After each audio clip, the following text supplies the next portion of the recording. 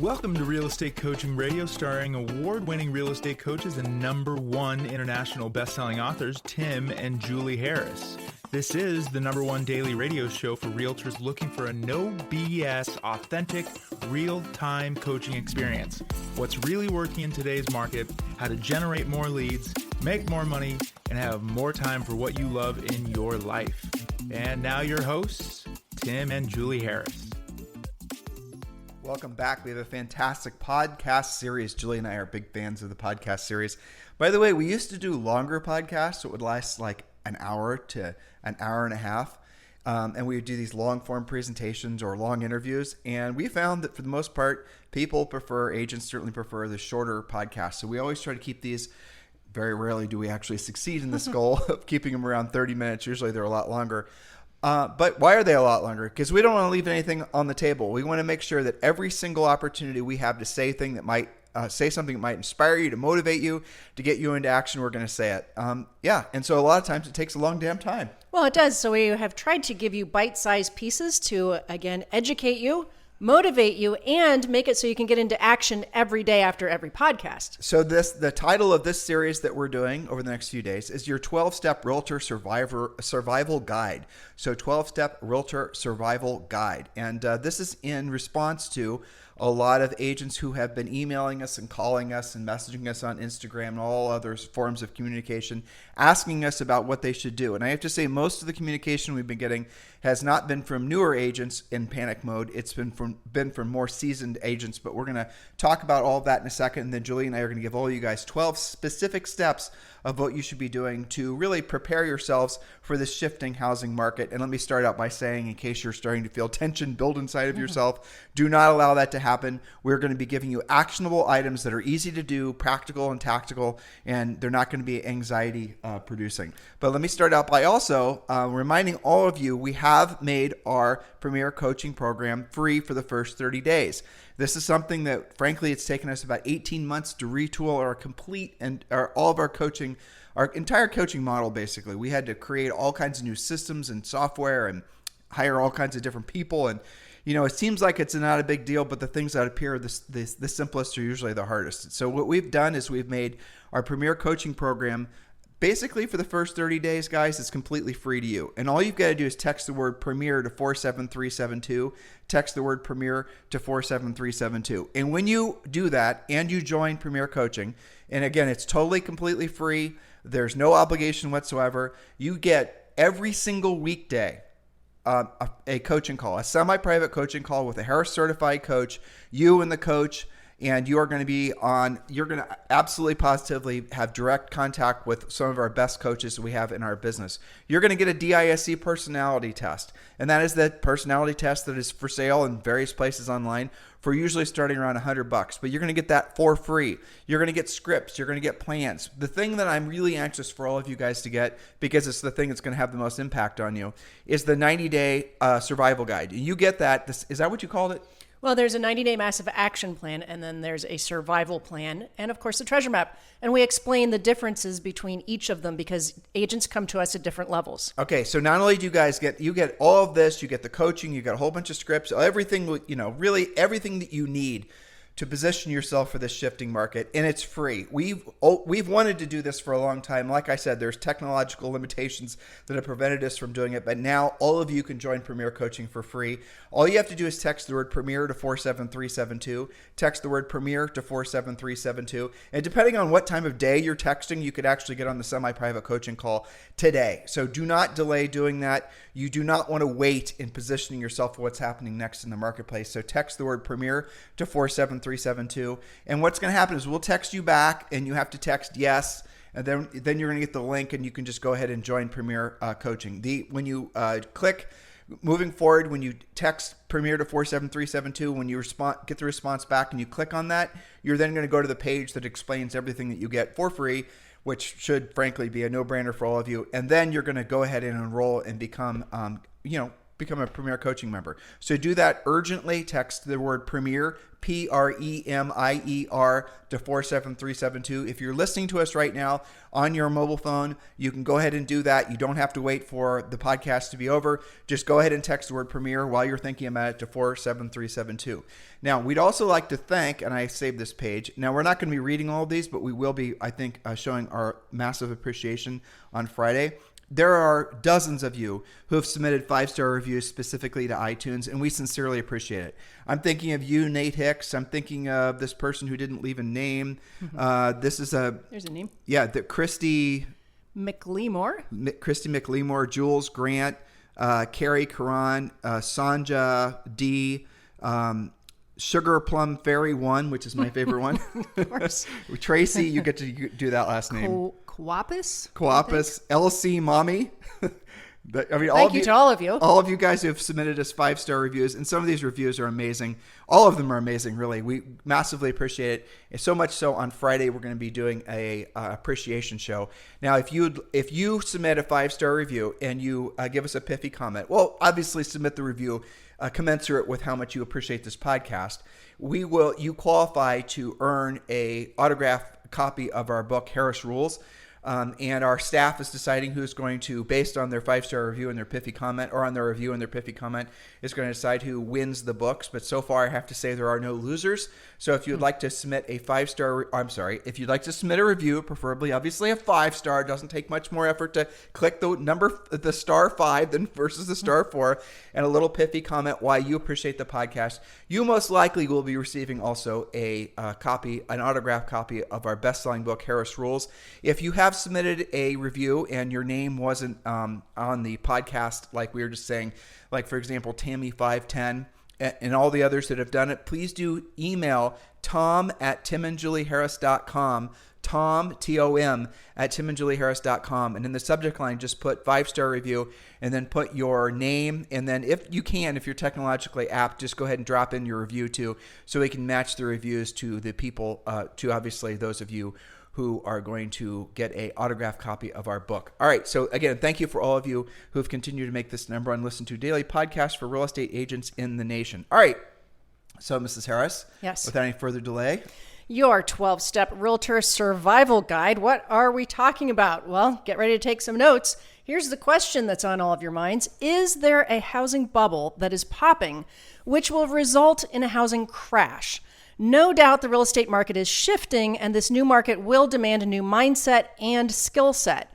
On this real estate coaching and training podcast, you're going to learn the 12-step real estate market survival guide. And again, this is going to be a podcast series of several days, the 12-step realtor survival guide. It's based on a coaching client and podcast listener, many of your feedback, actually. It's abundantly clear that brokers and agents are feeling uncertain and perhaps fearful. And Tim, you mentioned it's not just from newer agents, it's actually from a lot of experienced agents. The old market allowed the industry to be deluded into believing that drilled down skills were a thing of the past. In the old market, agents and brokers spent billions of dollars on mostly dubious things. No way to really truly know the effort and money spent was working to produce the desired result. When we say dubious, that's what we mean. It's hard to tell what the result actually was, like buying buyer leads, branding, marketing, paid lead generation, team building, social media, and becoming an influencer. In other words, agents never had to accept the reality that if you want long-term increasing levels of success, that you must learn to do what you don't want to do when you don't want to do it at the highest level. So go ahead. This is a story that actually what Julie's about to read is something you might want to scan that first in case I have any grammatical errors. Yep, you don't trip over them. Yeah, but this is something that Elon Musk just recently came out saying. Elon Musk is buying Twitter, and he was essentially concerned that it turns out that at least 25% of all the accounts on Twitter are fake. That's right. Why am I sharing this with you guys? Because this is really the best, I think, most current example of why a lot of the things that you guys are being deluded into believing are going to earn you business really don't. And this is a really salient example showing you specifically the fallacy of the concept of branding. That's right. Very timely and factual. This is the tale of Twitter. According to Elon Musk, 25% plus of all accounts on Twitter are actually fake. Fake, meaning that they are not actually humans, but they are software like bots. These bots comment on posts. They're designed to perform as if they were humans. This should send chills down the spines of all agents and brokers who believe in online-based branding. Bot is short for robot. So basically, it's a software program that will go and, I'll give you guys an example. Julie and I did a podcast interview with Peter Schiff, and Peter Schiff is trolled all the time by other people that are essentially basically crypto people troll him. And so what it's believed, and frankly, if you read the comments on the interview we did with him, there are bots, people that have designed software that is designed, again, to go out there and emulate, copy human behavior. So they'll open up a fake account on Twitter, not on Twitter, just Twitter, but Facebook, Instagram, all these accounts are full of bot accounts. And then these bots, every time they see the word, say, for example, Peter Schiff in that example, they'll go out and they start fake conversations with other bots. And if you read the comments on the Peter Schiff interview, you'll see what I'm talking about. It is hilarious. Go on YouTube and put in Tim and Julie Harris Tim and Julie Harris, Peter Schiff, and you'll see. So you'll see one bot will put up some comment, and then there'll be like 5 other bots that pop on and react to whatever that comment was. And if you read them, they don't really make any sense. But what they're trying to do is essentially create this, because most people aren't reading for content. They're just reading Peter Schiff, and the Bitcoin people, using that as an example, maybe weren't big fans of Peter because Peter's not a big fan of Bitcoin or crypto in general. I'm just using this as an example. We sure as hell don't want to get into a conversation or a debate about crypto. But I'm just explaining to you guys that what these things are is they're designed to influence they're basically designed to influence you. They're designed to influence your opinion. They're trying to fool you into thinking one way or the other. And politics is the place where, frankly, a lot of these things are being used for, let's just use the word evil. Yes, but also your spending behavior and your trends and tendencies, right? So, for example, agents, as well as millions of businesses, were perhaps duped into spending money on, quote, impressions. The story went something like this. Branding marketing company, invest $10,000 into building your brand on social. Over time, your brand will allow you to better leverage time, and people will see you as the expert, you as the go-to for their real estate needs. Sounds familiar? Of course it does, because thousands of companies have been selling some form of branding to agents for well over a decade. So why is branding largely, if not completely, a total waste of money? Well, let's say an agent invested/wasted money on Twitter to build their brand. Well, Twitter then exposed your branding to its, quote, users. Users saw the agent's branding, and Twitter built, their branding, and no action actually followed. No clicks go here or go there. The agent was relying on the Twitter algorithm to tell the truth about how many impressions were actually happening. Okay, so exposing means that hypothetically, a human saw whatever your branding message was, and then when a human supposedly saw what your branding message was, you paid for that quote-unquote impression. Now, a lot of you guys know all this stuff already, but the reality of it is if you think about it, how can that possibly be real? I mean, really, how you as a ad buying consumer, how can you possibly ever truly know that whatever, Twitter as an example, using, Elon claiming 25% plus are fake. How can you actually know that those impressions aren't complete and total fakery? Well, I guess now we're discovering that they are. So what is the value of what they're calling an impression in the first place if there's no action that follows? So what is the value of an impression if the accounts were fake? Bots, quote, allegedly saw the impression and then the agent was charged? I mean, how would you ever even prove any of this? And when I think of impressions, I think of, driving by on the freeway and I had an impression. My eyeballs saw a billboard, but then I ignored it. I didn't do anything about it, but somebody paid for that billboard for the impression that they were charged for. It's basically the difference between it's what Julie and I always drill down on. You guys, longtime listeners, you know what I'm about to say. It's proactive lead generation versus passive lead generation. But I'll put branding into no lead generation forever or at all. It's basically it's active money wasting is really what it is at the end of the day. And prior to all the online stuff becoming so prolific in real estate, it was branding through media, branding through radio, TV, branding. Well, actually, radio, TV, a lot of that stuff that was done was pretty damn good, truthfully, because there were always good calls to action. But direct mail, a lot of that stuff was rationalized through branding. So branding is simply, here's a pretty picture of Betty and her dog, and she's, loves to sell real estate, and there's no call to action. The ad is not asking for you to take any action whatsoever. It's just somehow magically, if you see Betty's branding ad a ton of times, and this is what the branding people will tell you, that eventually you're going to somehow rewire someone's brain into correlating real estate with Betty. Betty, real estate, Betty. That's really what, at the end of the day, you guys, we can't even say it with a straight face. It's such a joke. But anybody who is in the business of selling stuff to agents, of course they're going to want to be in the branding business, because there's no way you guys can actually hold them accountable to the results. They're going to tell you, listen, Bob.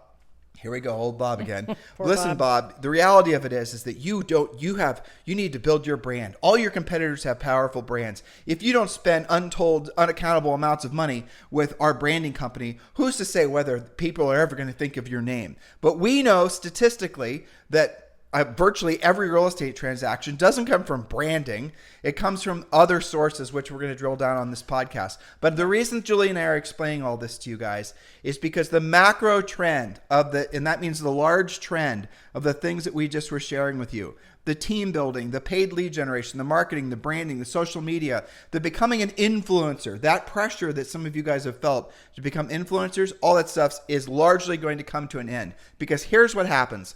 In a market like this, whether you do it voluntarily or you wait too long and you do it involuntarily, you're going to have a reckoning with your expenditure. You're going to look at what you're spending on your business, and hopefully you do that before you have to, and you're going to say, does this actually produce a result? Now the problem is if you've been doing something like, say, for example, branding for a long period of time, it is emotionally almost impossible to stop doing it, because in the back of your mind, you're like a gambler. You're hoping, I'm going to keep on placing bets.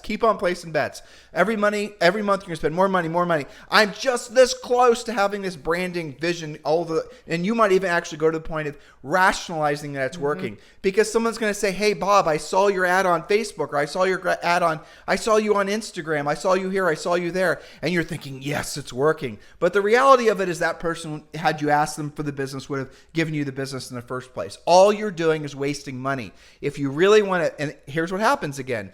You have to do your branding because you're too busy. Your time is too valuable. So let the branding build your brand, and then eventually you'll become, essentially people, you've rewired their brains that Betty equals real estate equals Betty.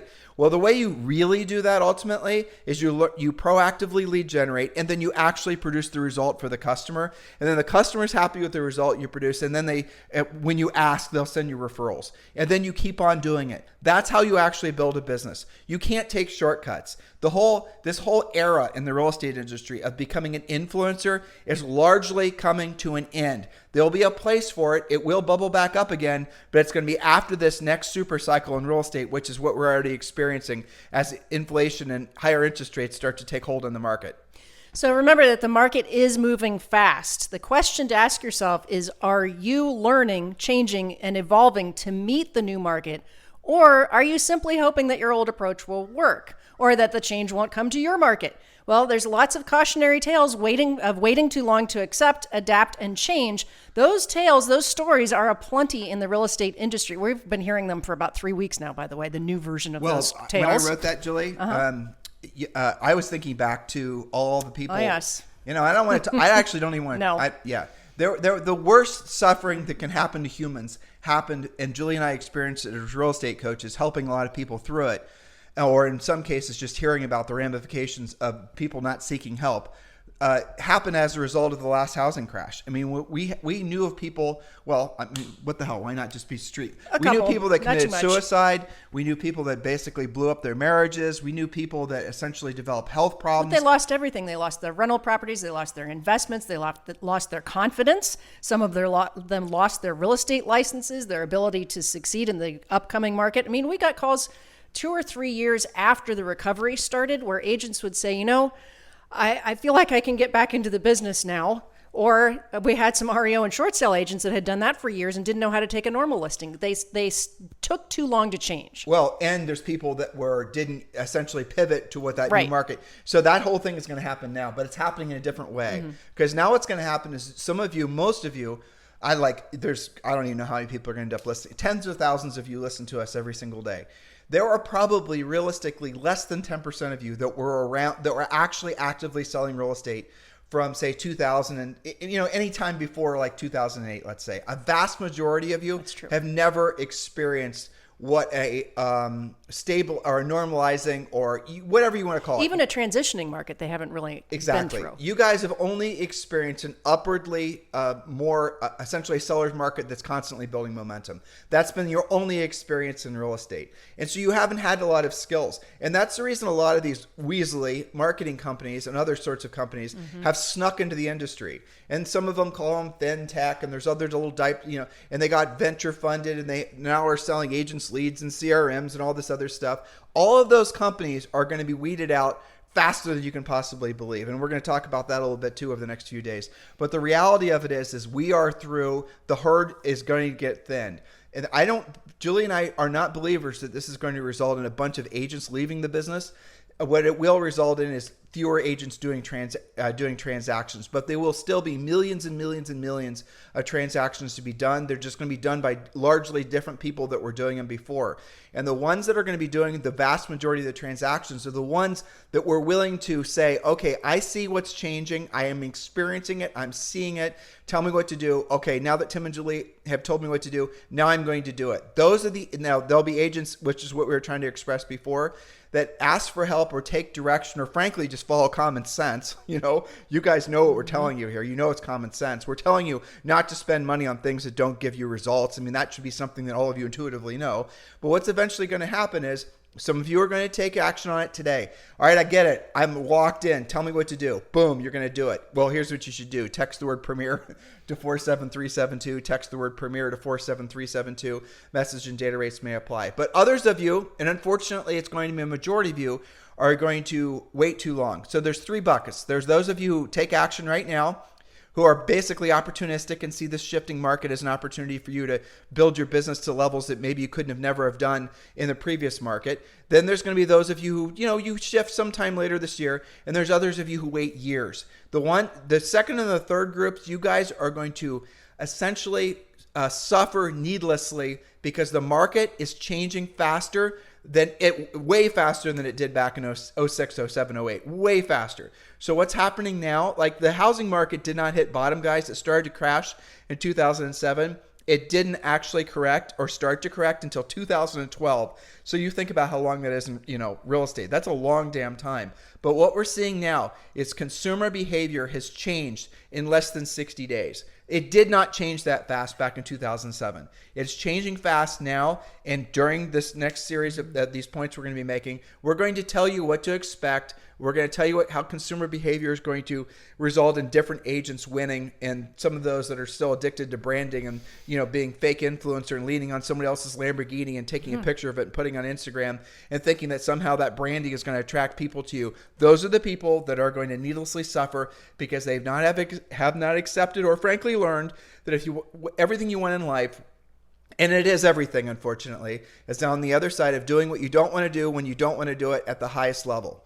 Exactly. So over the next 12 to 24 months, every one of you, every agent and every broker has to learn what this new market requires, or you will needlessly suffer. And that suffering is real, and we're already seeing that happen. Some of you guys suffer from fear of the unknown, and that's why we educate you, motivate you, and get you into action. Remember, last week's podcasts were a big bunch of education of what to expect and what was actually happening, based on fact, not based on headlines. The groups of agents that frankly I'm worried about the most, there's no reason for us to hold anything back, are brokers, any size brokers, and agents that have a team. Yes. Those are the two groups that are generally speaking carrying the most unnecessary overhead that they're going to take too long to shed. New Totally agents agree. or agents with maybe one virtual assistant type assistant, those guys are going to be the most, assuming they're going to be versatile and they're willing to adapt and pivot quickly, they're going to do great. Totally agree. And I'm already hearing that on lots of coaching calls. Those are the ones that are actually excited. They have zero level of freak out. Yeah, because they have zero level of unnecessary expense and they can obviously move to where the market is. But you're right that largely those are the agents and brokers who had actually experienced a major shift and changed their ways going through this current market and didn't pick up a whole bunch of expenditure, built their skills instead, and have actually been waiting for this shift. The teams and the brokers are the largest group of people who are contacting us about joining our eXp Realty group. True. By far. And if you guys are wanting to pivot to eXp Realty, if you're looking for a sponsor who will actually be very proactive in your success at eXp Realty, not just as a practitioner, but also with building a revenue share group or all the other benefits that come with being an eXp agent, Julie and I are formally applying for the job of being your eXp Realty sponsor. So just text me directly. And yes, this is my real cell phone. I probably get 3 or 4 texts a day. People, even though I say it on the podcast, that's my real cell phone. Yes. They assume it's like a bot. No, not a bot. Not what we were talking about was Twitter. It's real Tim. Exactly. And well, sometimes I mess with them and act like it is. But in any event, yes. So if you're ready to join eXp Realty, if you've not chosen a sponsor and you're looking for someone that's going to be very proactive in your success, feel free to text me directly, 512-758-0206. I will suggest anybody who has a team, anybody who has a broker, text me so we can at least compare. Well, frankly, we can have a coaching call, you and I, and we can talk about what your existing business model is, and we can compare and contrast to what eXp Realty is, and then you'll make a numbers-based decision, not an emotional decision on what direction you should be going.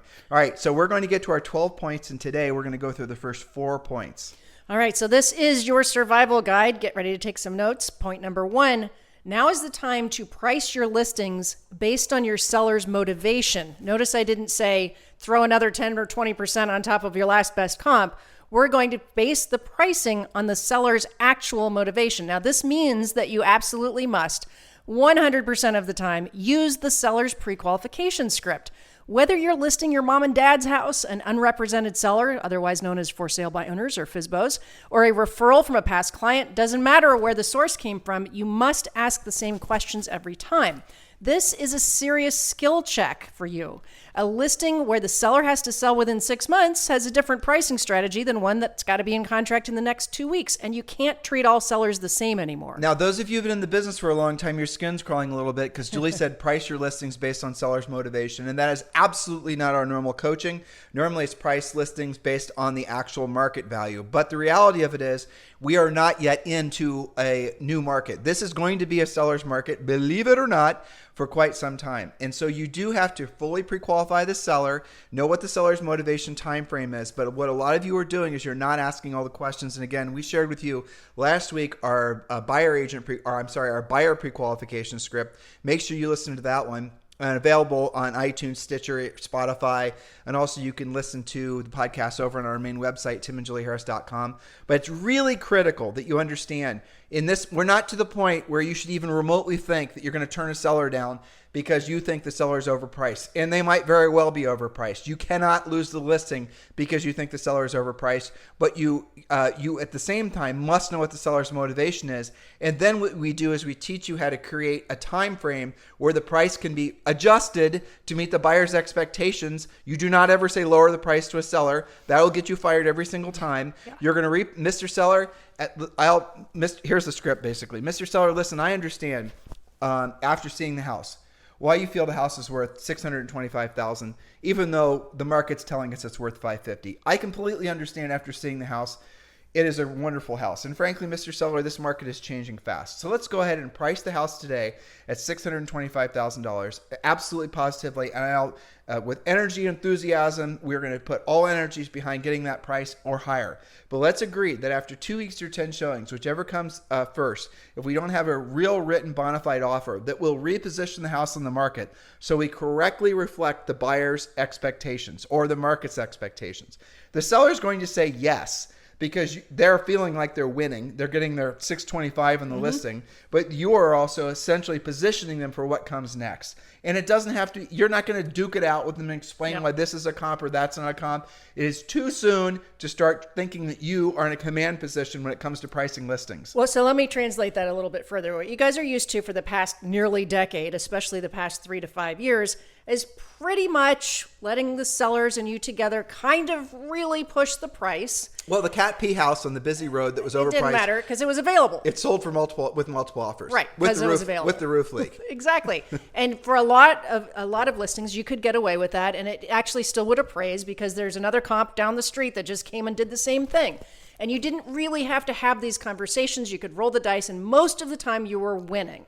What we're cautioning you now is to simply lightly set some different expectations. If it doesn't sell in 2 weeks or 10 showings, that you're going to adjust the price possibly. Not that we're going to cut/reduce or anything dramatically, and you're not going to freak the sellers out by overdoing this. So it's all about knowing how to use nuanced language when you're talking to sellers in any market. Sellers require higher level hand-holding than, say, for example, working with buyers.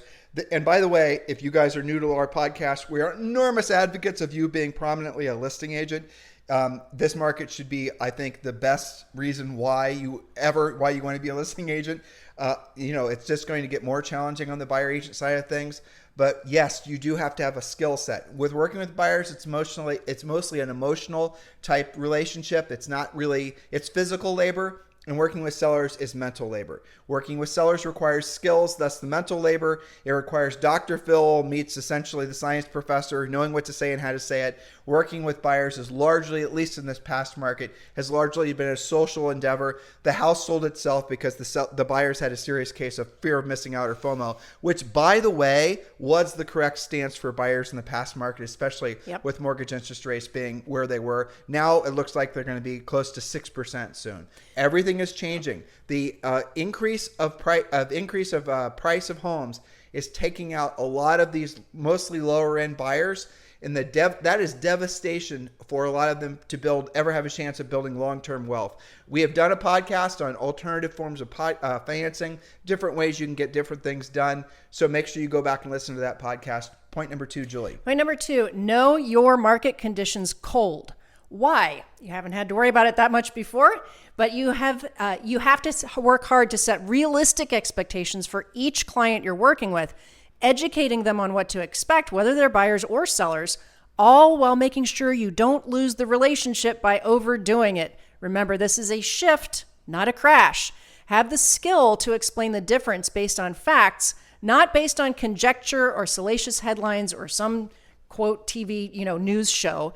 You have to know what's actually happening in your own personal market conditions. And that can be different. You can, basically you're becoming a mini coach for your prospects and clients, letting them know, it is shifting what buyers may have to do to actually win on a contract. In some markets, we're seeing that you can actually have a home inspection now. You don't maybe have to waive an appraisal, but maybe the city next to you, that still is going on. So you've got to know your own personal market conditions. We talked about that last week on that buyer series. Yeah. But really the big takeaway here is when you hear these headlines, make sure you read the article. Don't just rely on the headline, because what you're going to discover is they're essentially, and this does totally make sense, that the amount of appreciation and inflation in houses, because there's going to be less demand, is going to start leveling off. But Julie and I did a great podcast on we thought it was great. Based on the feedback from all of you, it was great.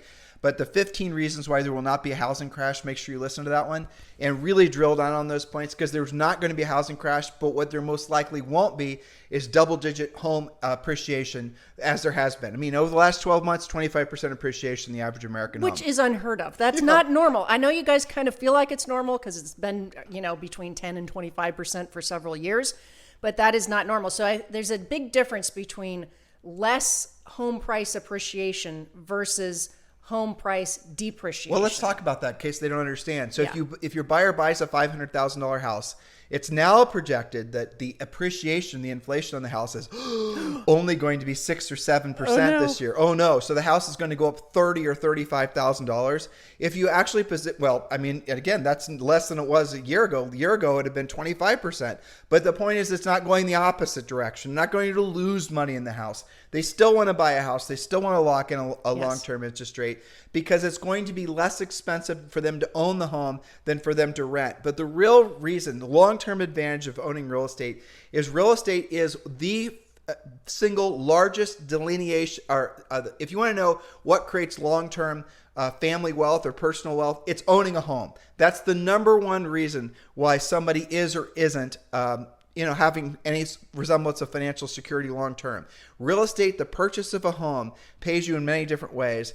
And that's always been true, but it's even truer now than it ever has been. And even with rising interest rates, even with the market being like it is, it's going to be true going forward for all the reasons we talked about in that previous podcast. Again, 15 reasons why there is no housing crash. Point number 4.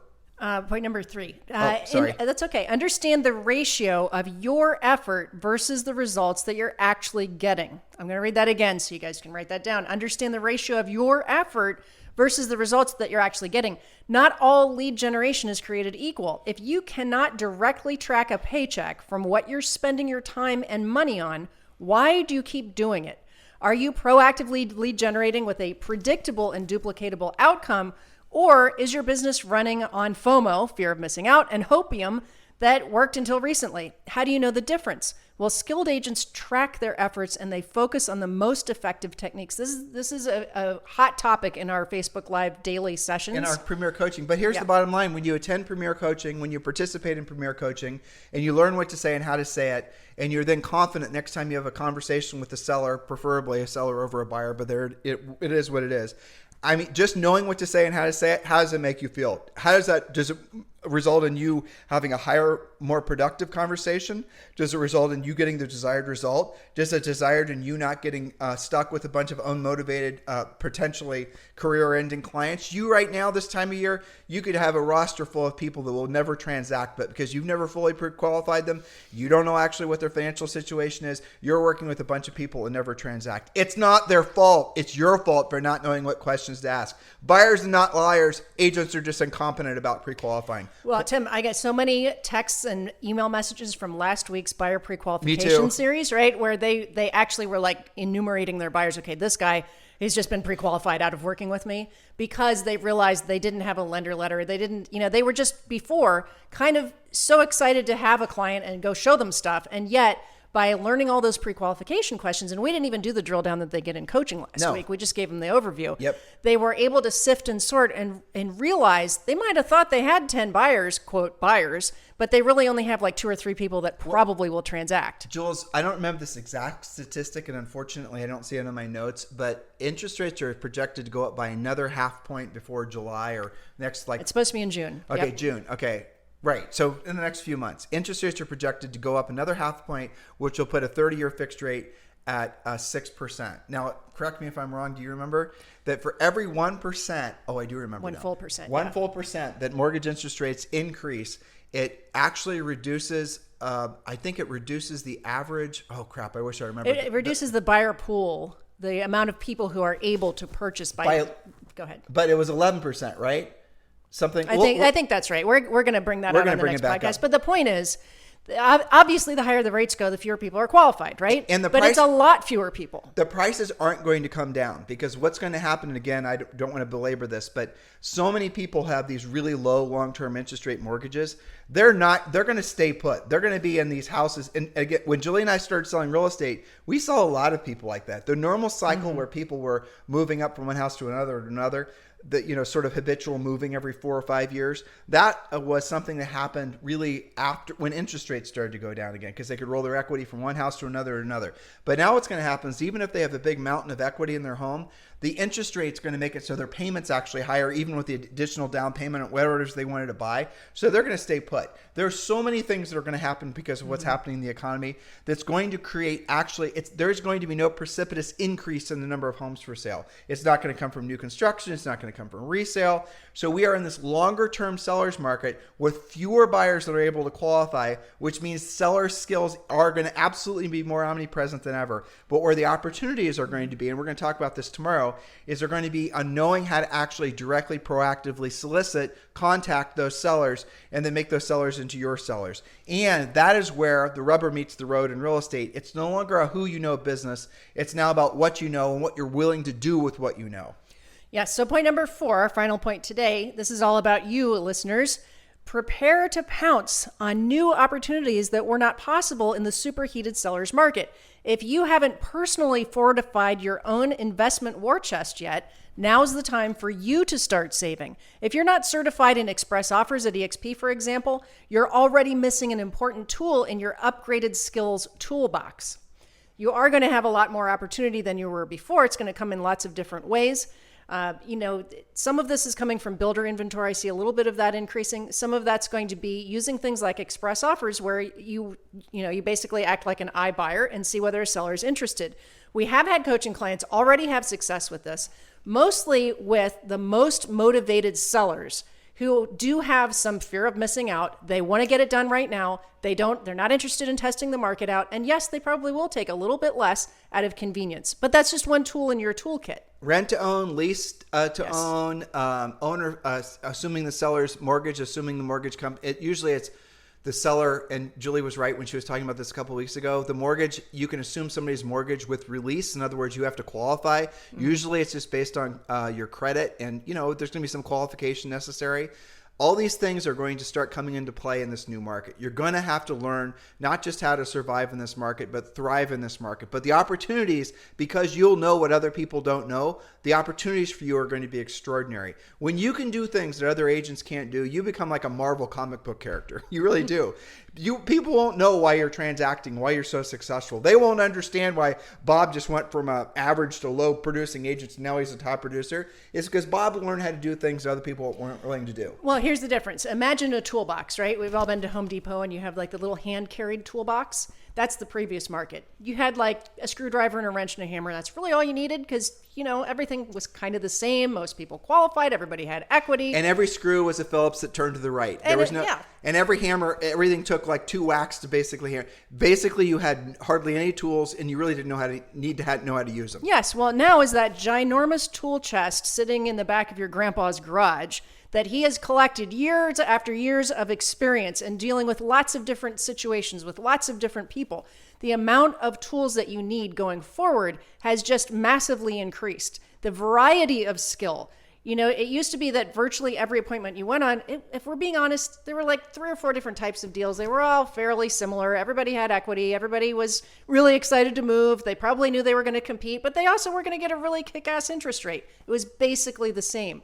Now you're going to have a bigger variety. And the thing that I'm excited about, even though all reports are saying that we're not going to see a precipitous increase in inventory, a little bit more inventory, but nothing catastrophic. Remember, to just get to a balanced market, which is a 5 to 6 month supply, it would take 2 million additional properties for sale between new construction, resale, normal stuff you see in the MLS. 2 million. That's extremely unlikely. We're so far away from that. We're not going to see a lot more inventory. But the exciting thing is the sellers that are going to sell going forward are going to be dead serious. And you better have it together because they're going to be less likely to just list with you because you're buddies. Yep. And guys, listen, this market's going to be full of opportunity, but you're just going to have to read. That's the amazing thing about real estate, really. Mm-hmm. When I hear all this doom and gloom about, inflation is going to turn to unemployment and then we're we're all going to be, there's just different world and the worst case dystopian future that some of these people want to have you believe is actually going to happen, which by the way is all BS. But 99% BS. We still live in the greatest country ever in the history of humanity. And, there's no reason at all if you look at the United States as a business that's been around for a little over 300 years and you look to see where it started, right? With a bunch of dudes with wigs. And you look to see where it's come. If you think about what an incredible business opportunity that was. If you did the opportunity, like say the United States was a stock. If you'd invested in the United States 300 years ago, think how wealthy you'd become. This is still the greatest place in the world to live. And in our opinion, you are in the greatest industry, in the greatest country. Now, yes, Julie and I think obviously we're traditionalists. We love our country. We love this industry. But the simple fact is that you are in the right place at the right time, provided you learn the right skills, because you are selling something that everybody needs no matter what's happening. Real estate is something you always need to live someplace, whether you're buying a home to live in, upgrading, downgrading, or you're living in a place to rent. You're going to always need housing. That is never going to change. That is a non-voluntary expense. That is a required expense. Now, I want you to think about what in your life, and there's damn few things that are absolutely mandatory expenses that you're always going to pay. Your cell phone, arguably your car, There's going to be food. You do need food. There's going to be utilities. It comes down to maybe 5 or 7 things. Those are the 5 or 7 things that are not going to go away, and everything else you're going to cancel. You're going to cancel Netflix. You're going to, cut back on your cell phone thing. Maybe you're going to stop shopping as frequently. This is worst case scenario. This is what happened back in 07, 08, 09, right? People started going through these phases of cutting back on all their personal overhead, and then they got frugality fatigue, and the interest rates went down, things took off again. But the moral of the story here is you are in the greatest industry ever, as long as you have the skill set to make the most of what this market is demanding. It's just like talking to a seller about reducing their price. Mr. Seller, we have to reposition the house in the market so we correctly reflect the market's expectations. And we're telling you, Mr. Agent, you need to reposition your skill set on the market, in this market, so you correctly reflect what the market is demanding of you. And it is not difficult for any of you to do. Every single one of you can accomplish this goal. Just do it quickly. Please do not wait, because you're just signing yourself. Do not wait to see what's going to happen next. Just assume there's no reason, there's no downside in over preparing, right? There's no downside in maybe putting all that experimental money wasting stuff you were doing on hold. Look, you don't need to have someone, work on your Instagram account or your Twitter account or maximize your YouTube videos or work on your branding. You can put all that stuff on the back burner and drill back down on skill sets. And then if you over time decide you want to turn those switches back on for some of that voluntary stuff, go for it. But for now, you got to drill down. You got to get ready, assuming that what's going to happen over the next, 6 or 8 months is going to be a transitional period that many people in their lifetimes have never experienced before. But you can do it. You can do it. We're going to be here for you. We are a big community of folks that are going to thrive because of this market. We would love for all of you guys to join Premier Coaching. Text the word Premier to 47372. Text the word Premier to 47372. You can join Premier Coaching right now for free. Text the word Premier to 47372. And remember, message and data rates may apply. In the meantime, by the way, Julie, we did a terrible job today keeping to 30 minutes. How long do you think we've been doing the pod? I'm going to guess. I was going to say 42. It's 45. You guys have a fantastic day. We'll talk with you on the show tomorrow. This podcast is a part of the C-Suite Radio Network. For more top business podcasts, visit c-suiteradio.com.